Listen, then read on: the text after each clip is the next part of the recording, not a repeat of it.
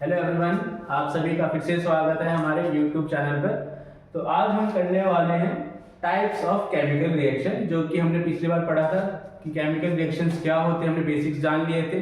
तो आज हम उसी चीज को कंटिन्यू करेंगे जहां पे हम सीखेंगे कि कितने प्रकार की केमिकल रिएक्शंस होती हैं हमारे पास। ओके, तो इस चैप्टर में हमारे पास टोटल 4-5 रिएक्शंस है। तो सबसे पहली रिएक्शन, उसका नाम है कॉम्बिनेशन रिएक्शन। जो हम सबसे पहले पढ़ने वाले हैं उसका क्या नाम है? Combination reaction.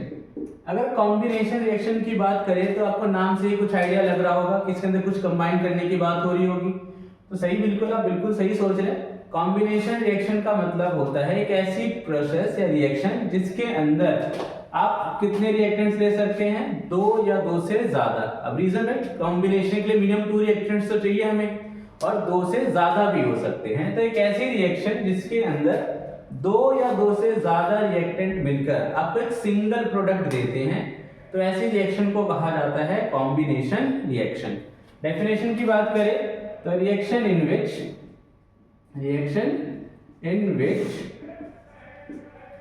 2 और मोर reactants combine together to give single product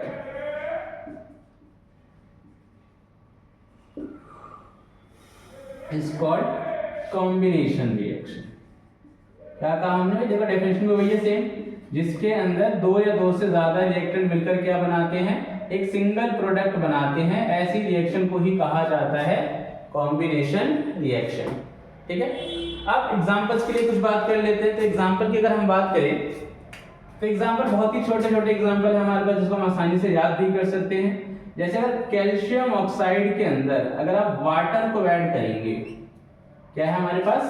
calcium oxide के साथ हम वाटर को ऐड करते हैं तो आपको मिल जाता है कैल्शियम हाइड्रोक्साइड। क्या मिल जाता है भाई? Calcium hydroxide. और भी अच्छा एग्जांपल है हमारे पास, अगर हाइड्रोजन के साथ क्लोरीन गैस को ऐड करेंगे तो आपको मिलेगा हाइड्रोजन क्लोराइड। अब एक प्रॉब्लम है थोड़ी सी हमारे पास है रिएक्शन को देखें तो, सर पहली रिएक्शन में तो सारे एलिमेंट मुझे बराबर दिख रहे हैं कि 1 कैल्शियम इस साइड था, 1 कैल्शियम इस साइड है, 1 and 1 2 ऑक्सीजन इधर है और 2 ऑक्सीजन इधर है। हाइड्रोजन 2 है, हाइड्रोजन भी 2 है। तो इस पहली रिएक्शन में तो सारे एलिमेंट बराबर हैं। पर अगर सेकंड रिएक्शन की बात करें तो इस साइड हाइड्रोजन है 2, इस साइड हाइड्रोजन है 1। तो यहाँ आपको क्या दिख रहा है कि यहाँ पे एलिमेंट बराबर नहीं है।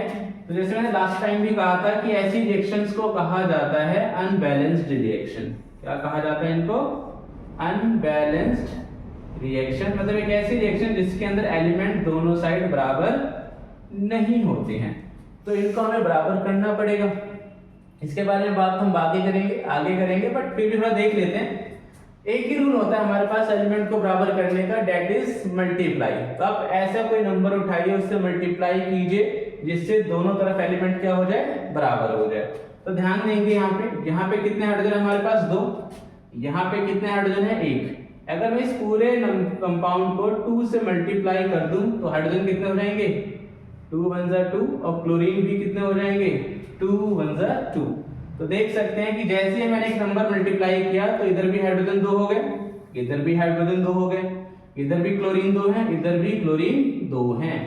तो ये हमारे लिए क्या हो गई? अब बैलेंस्ड इक्वेशन हो गई। क्या हो गई? Balanced chemical equation. 2 एग्जांपल याद रखेंगे इसको। ठीक है, अब केमिकल कॉम्बिनेशन रिएक्शन की बात करते हैं हम।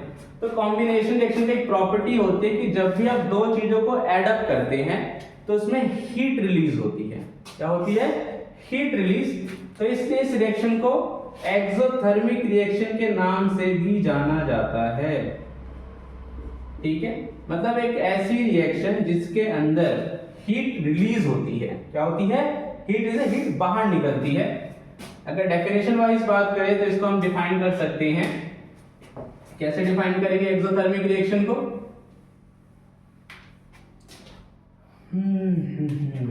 एक्सोथर्मिक की बात करें हम तो एक्सोथर्मिक रिएक्शन का मतलब होता है the reaction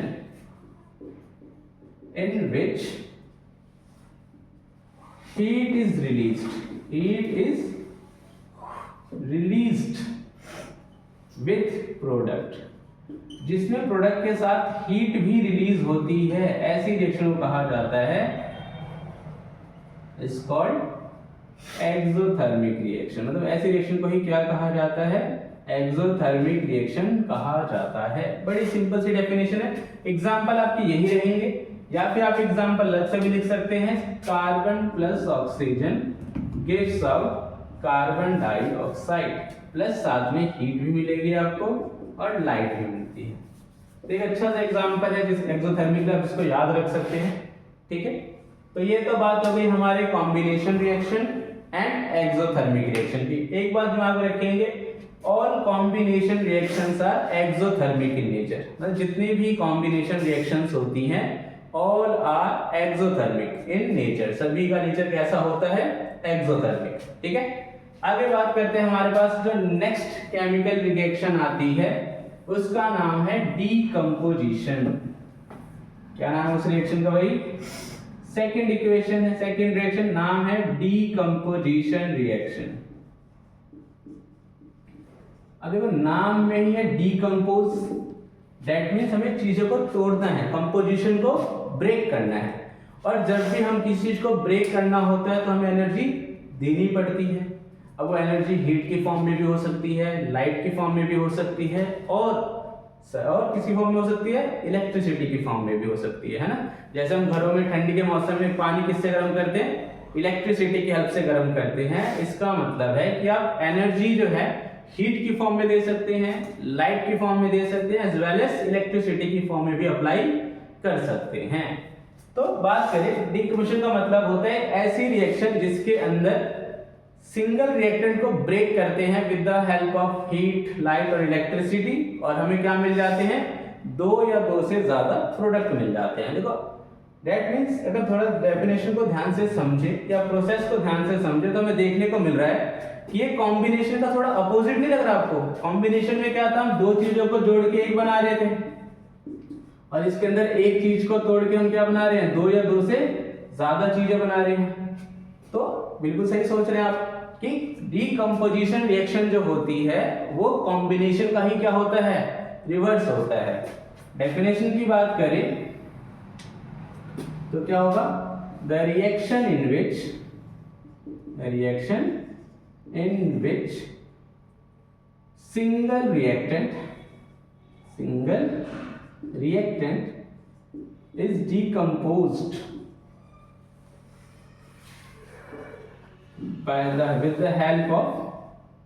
with the help of heat। अब हीट की फॉर्म में भी हो सकती है आपकी एनर्जी, लाइट और electricity.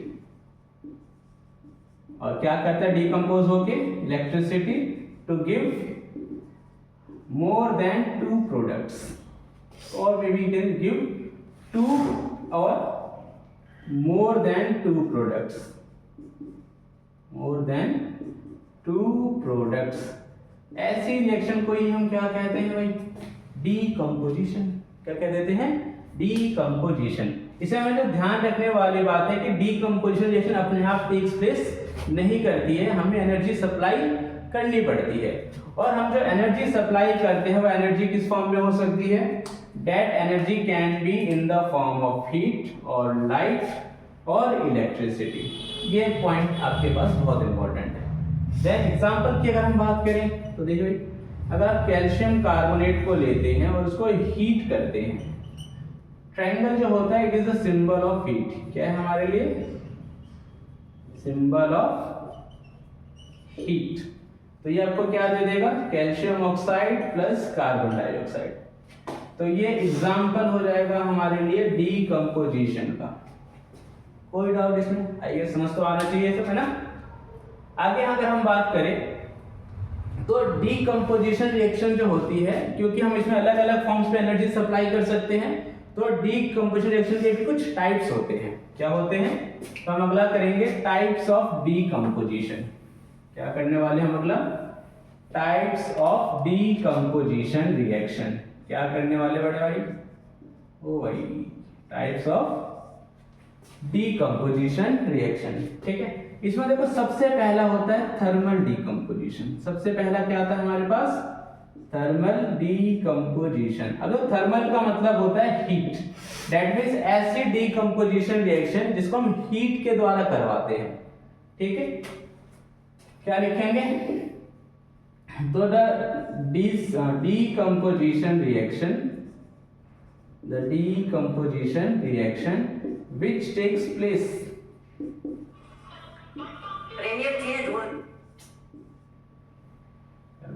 place in the presence of heat.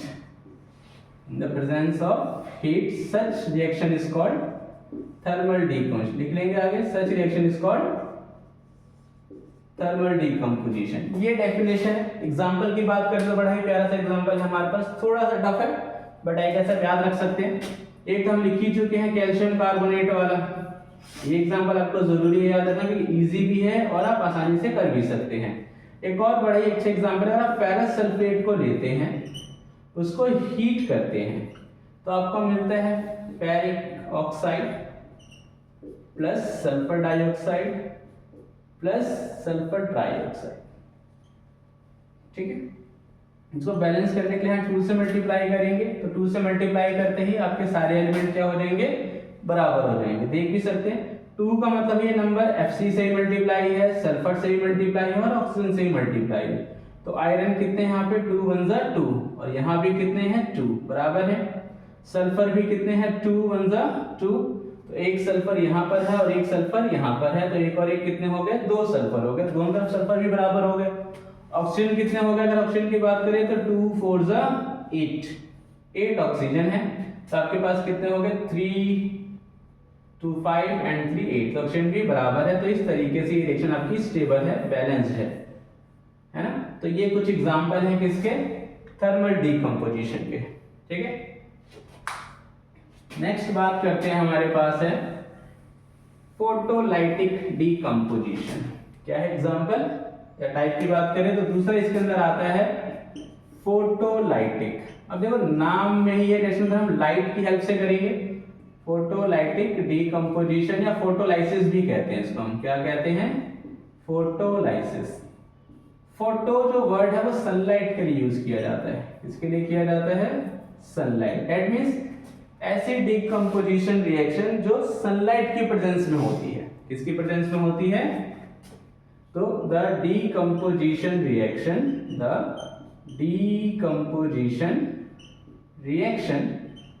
which takes place in the presence of sunlight. Such reaction is called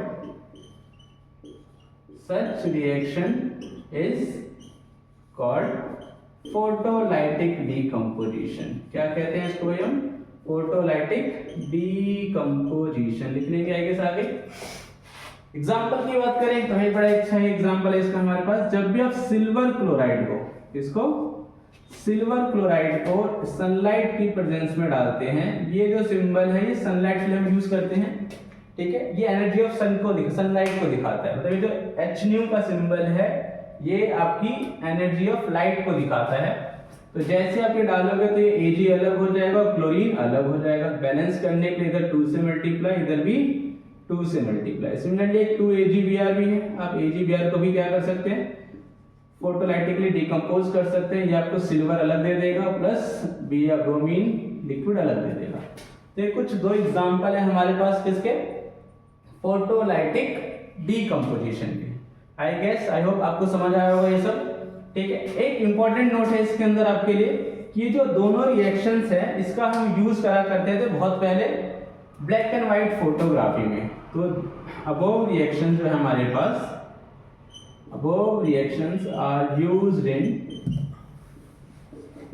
black and white photography. किसमें यूज करते हैं? ब्लैक एंड व्हाइट फोटोग्राफी में।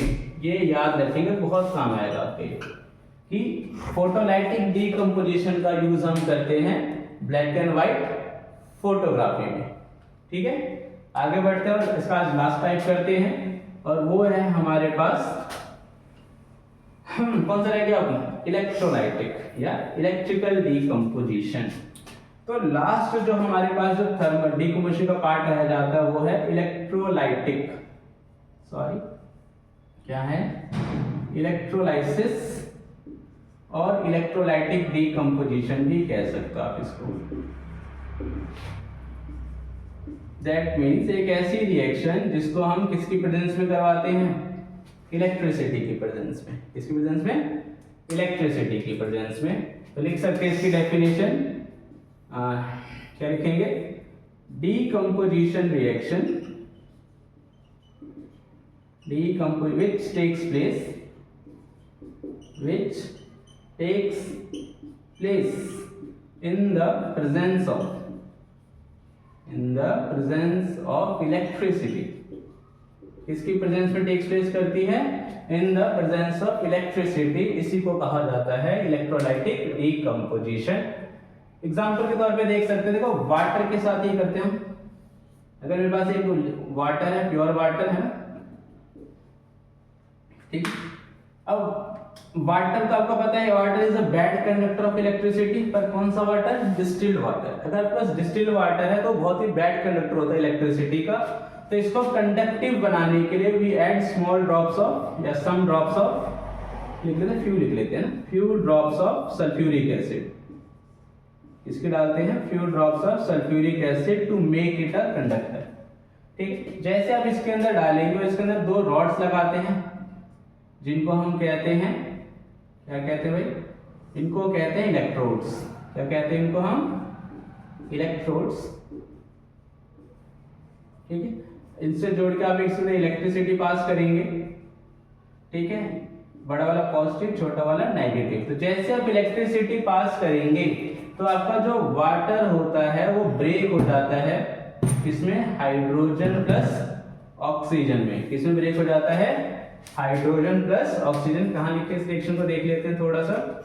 तो वाटर को यहाँ लिख लेते हैं। वाटर में जैसे आप इलेक्ट्रिसिटी डालेंगे इसके अंदर, ये इलेक्ट्रोलाइसिस करेंगे, ये हाइड्रोजन ऑक्सीजन में क्या हो जाएगा, ब्रेक हो जाएगा। बैलेंस कर लेंगे, इसको 2 से मल्टीप्लाई करेंगे, इसको भी 2 से मल्टीप्लाई करेंगे। कोई दिक्कत, समझते हैं थोड़ा सा।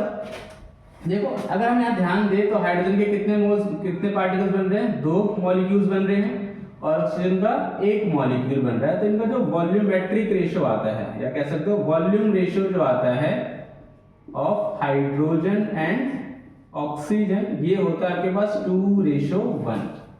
वॉल्यूम का रेशियो ध्यान रखना है, वॉल्यूम का रेशियो होता है वाटर के डीकम्पोजिशन के लिए 2:1।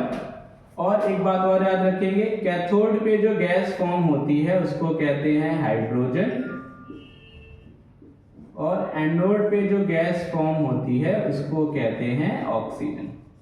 तो ये बात ध्यान रखेंगे, कई बार पूछे गए सवाल है कि एनोड पे कौन सी गैस फॉर्म होती है एंड कैथोड पे कौन सी गैस फॉर्म होती है। तो आज के लिए बस यही 2 रिएक्शंस पढ़ेंगे, कॉम्बिनेशन एंड डीकम्पोजिशन, और बाकी जो नेक्स्ट रिएक्शंस हम नेक्स्ट क्लास में करेंगे। Thank you.